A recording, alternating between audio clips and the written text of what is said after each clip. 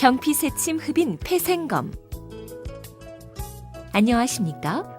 본 영상물은 경피새침 흡인 폐생검의 개념과 목적, 절차와 주의사항 등에 대해 설명드리기 위해 제작되었습니다. 이어지는 내용을 참고하셔서 정확하고 안전한 검사가 이루어질 수 있도록 협조해 주시기 바랍니다. 검사의 목적과 효과.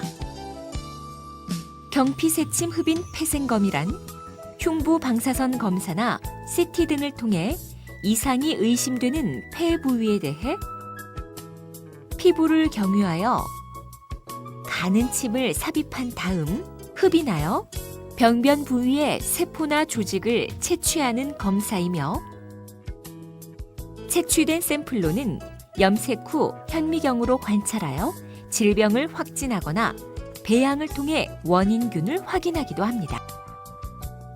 특히 경피새침 흡인 폐생검은 폐의 주변부에 병변이 위치하여 기관지 내시경으로 조직을 채취하기 어려운 경우에 시행하는 경우가 많습니다. 검사 전 주의사항. 안전한 검사를 위해 검사 전 최소 4시간 이상 물이나 음식을 드시면 안 됩니다. 그리고 출혈성 질환이나 국소 마취제 부작용 등 과거에 특이한 병력이 있거나 아스피린, 와파린 등 출혈 위험을 높이는 약물을 드시는 분들은 검사 전에 반드시 의료진에게 말씀해 주십시오. 검사 과정과 방법. 정확하고 안전한 검사를 위해 초음파나 투시, CT 등을 이용하여 병변의 위치를 확인하면서 검사를 시행합니다. 먼저 병변 부위를 소독한 다음 국소 마취제를 투여하여 바늘이 들어갈 부위를 마취합니다. 이어서 병변 부위에 검사용 바늘을 찔러서 주사기로 흡인하거나 특수한 바늘을 이용 조직의 일부를 채취합니다. 이제 주사 부위를 드레싱하여 검사를 마치고 채취된 검체는 현미경 관찰이나 배양 등의 검사를 위해 병리과로 보내집니다. 한편 환자가 안정된 다음에는 흉부 방사선 검사를 시행하여 기흉 등 합병증의 발생 여부를 확인합니다. 검사 중 주의사항. 검사 시간은 소독과 마취 과정을 포함 15분에서 20분 정도가 소요되지만 실제 검사를 시행하는 시간은 매우 짧습니다. 검사 과정에서 약간의 통증이나 불편감이 발생할 수 있으나 정확하고 안전한 검사를 위해 검사 중에는 몸을 움직이지 마시고 의료진의 지시에 잘 따라 주십시오. 그리고 시술 도중 숨이 차거나 갑자기 가슴이 답답한 경우에는 의료진에게 말씀해 주시기 바랍니다. 검사 후 주의사항. 검사 부위가 지혈될 수 있도록 의료진의 별도 지시가 있을 때까지 움직이지 말고 누워 계십시오. 검사 부위가 많이 붓거나 검붉게 변한 경우, 시술 후 숨찬 증상이 발생한 경우에는 출혈이나 기흉 등 합병증이 발생했을 가능성이 있으므로 의료진에게 말씀해 주십시오. 검사의 합병증과 부작용. 경피새침 흡인 폐생검은 비교적 안전한 검사이나 다음과 같은 부작용이나 합병증이 발생할 수 있습니다. 국소 마취제 부작용. 마취를 위해 주사한 국소 마취제로 인해 간혹 어지러움증이나 저혈압 증상이 발생할 수 있으며 증상이 심한 환자에서는 검사를 중단해야 하는 경우도 있습니다.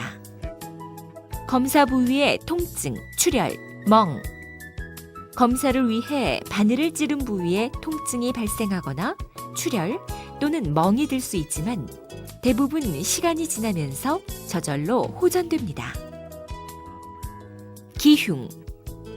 폐는 얇은 흉막에 의해 둘러싸여 있으며 흉막 내부의 공간인 흉강 속에는 소량의 흉수가 들어 있습니다.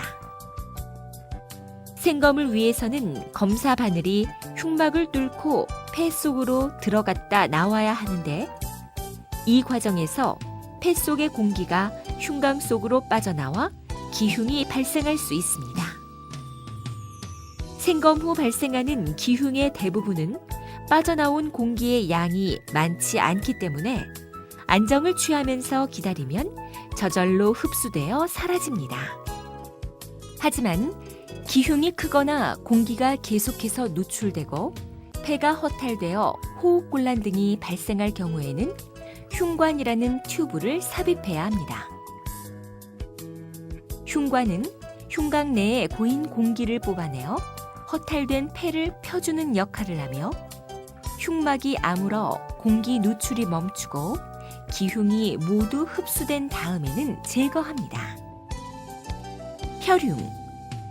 검사 부위에서 공기가 누출된 기흉과 달리 출혈이 발생하여 흉곽 속에 고인 것을 혈흉이라고 합니다. 혈흉 또한 기흉과 마찬가지로 그 양이 적은 경우에는 안정을 취하면서 기다리면 저절로 흡수되지만 양이 많은 경우에는 흉관을 삽입하여 치료하는 경우도 있습니다. 재검사. 경피새침 흡인 폐생검의 진단율은 폐암의 경우 90%, 결핵 등의 양성질환 또는 염증성 질환의 경우 40% 정도에 불과한데 특히 병변의 크기가 작거나 염증이나 괴사 등이 심한 경우 그리고 환자의 협조가 어려운 경우에는 조직을 채취하더라도 원하는 검사 결과를 얻지 못하여 재검사를 해야 할 수 있습니다. 이러한 재검사 가능성을 최소화하려면 굵은 바늘을 사용하거나 병변을 여러 번 찔러서 가능한 많은 양의 조직을 채취하면 됩니다.